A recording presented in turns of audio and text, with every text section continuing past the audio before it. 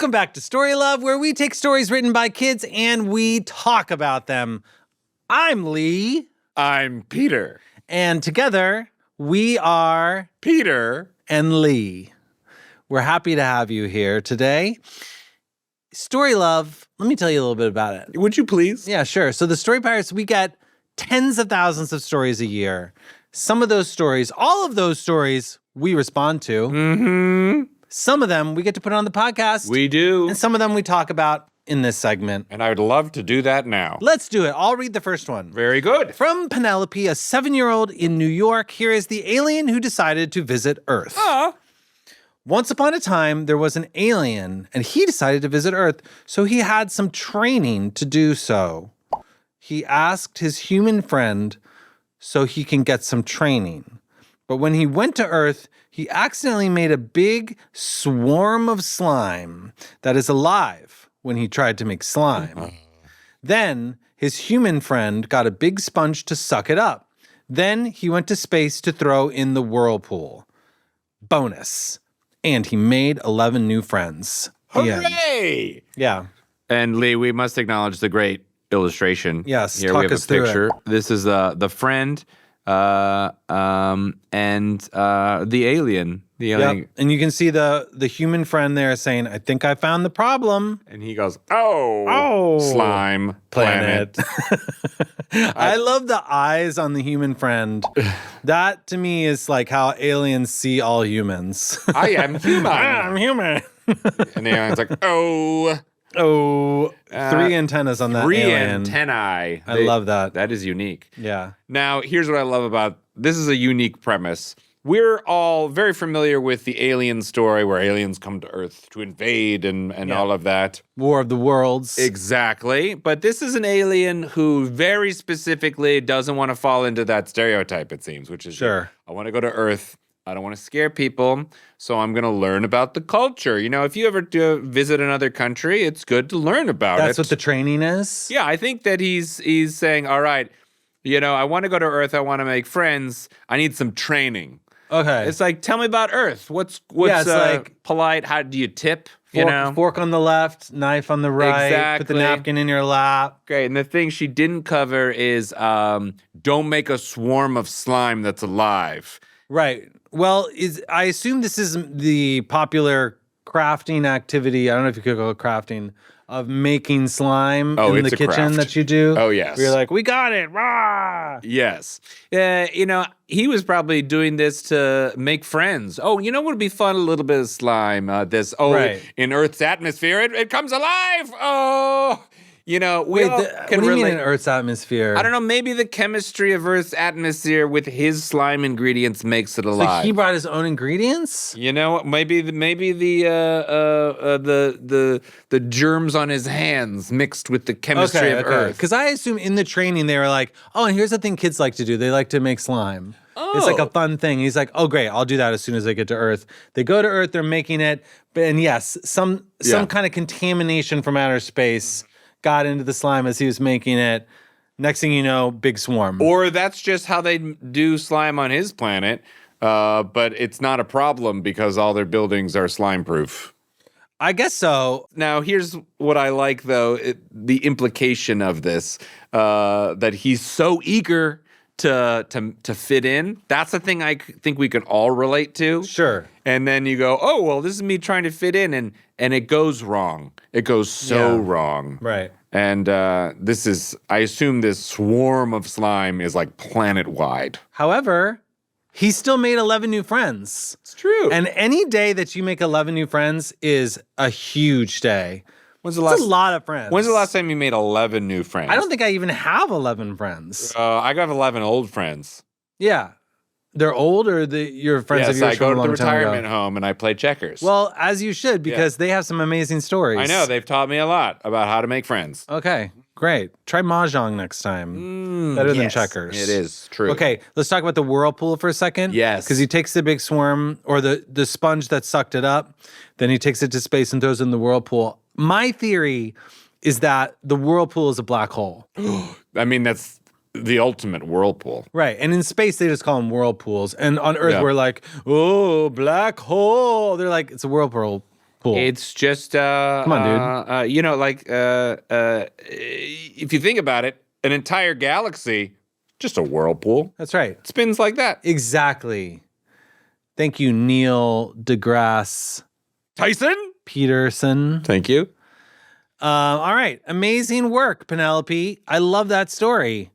Peter, would you read us our next one? This story comes to us from a 10-year-old from Colorado named Oliver. And Oliver's story is called, We Aren't Good at Cooking. I know, but would you read the story? Oh, no, I was just saying we aren't good at cooking. I know. That time that we tried to make the mac and cheese with little ham cubes in it was a disaster. But would you read the story? Lee, I know we aren't good at cooking, but we aren't good at cooking is the title of the story. Today, we are on a cooking contest, and we are against McNerney.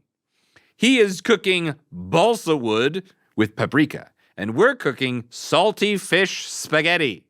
Trust me, salty. Oh, I see. Trust me, salty. Yes, exactly. 2 hours later, and the winner is McNerney. Yay! Just look at the title. We aren't good at cooking. The end. I love this story. Macaron is what I was saying. Yeah, macaron. Well, I think it's a pun on Macron. Macron. Is that how you say macaron? a macaron? Well, I've always been confused because only until recently did I realize that a macaron and a macaroon are two different things. Yeah, but you say Macron? I was saying it French. Have you ever said it out loud? Is this the first time you've ever said it out loud? We might be in that situation. In your head, you've always said it with a French accent? Macaron.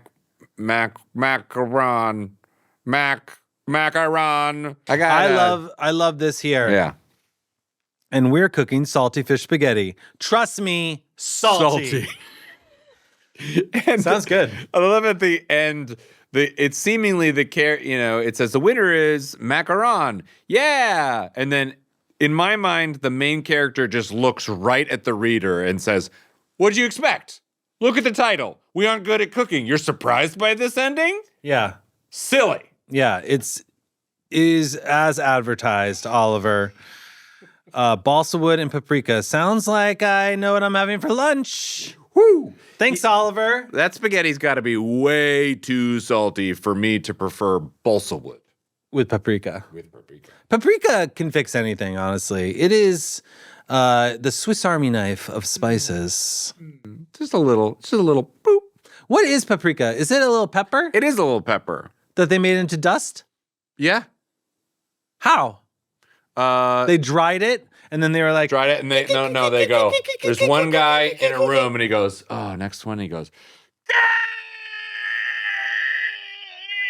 And then another guy has to catch it. Oh, that's Strong Hands McDougal. Yeah! Growing up, he is like, what am I going to do for a living? And then luckily, he really lucked into this pepper squeezing job. Strong Hand, I don't have enough room in my recycling can bin. Give me your can. Hey, Strong Hands, this walnut is a tough one to crack. Give it to me. Hey, Strong Hands, we need to recycle this boat. Can you recycle boats? He can. Good work, Strong Hands McDougal, and great job, Oliver. All right, we got one more story here.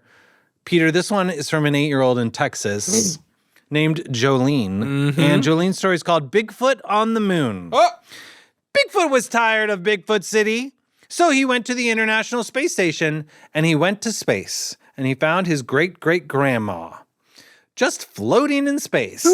Bigfoot said, "You've been trapped in space this whole time?" Then Graham said, "I didn't choose to stay here. I was accidentally left behind." Bigfoot said, "Why don't you call them on your space phone?" "Never mind. Just get in my spaceship." Bigfoot got her home. The end. And there's a beautiful picture of Bigfoot right here at the bottom going like this. Yeah, like, Yeah, that could be the Bigfoot mom going, give your Bigfoot mom a hug. The grandma? Grandma, yes. Yeah. I meant grandma. Floating in space? Yeah. Also, can you hug in zero gravity? Yes, you can. You just got to get there. That's the hard part. You got to get there. Mm-hmm. But is it easy to pull someone towards you and hold them? Yeah, once you got that, that's no problem. It's actually easier. Yeah? There's no resistance. Oh, okay. Oh. I heard that sleeping in space is the most sound sleep you can have. Who told you that? An astronaut. Yeah, you don't know any. I watched a video. Oh, would they sleep like this? Well, they have to strap their arms down, but then you're weightless. Yeah. Anytime I have a bad night's sleep, it's because the gravity. Yeah. It's like pulling your neck weird and your pillow's bad. But in space, you don't got to worry about a bad pillow. Wow. Well, I'm glad to hear that because that means that the grandma had some good sleep.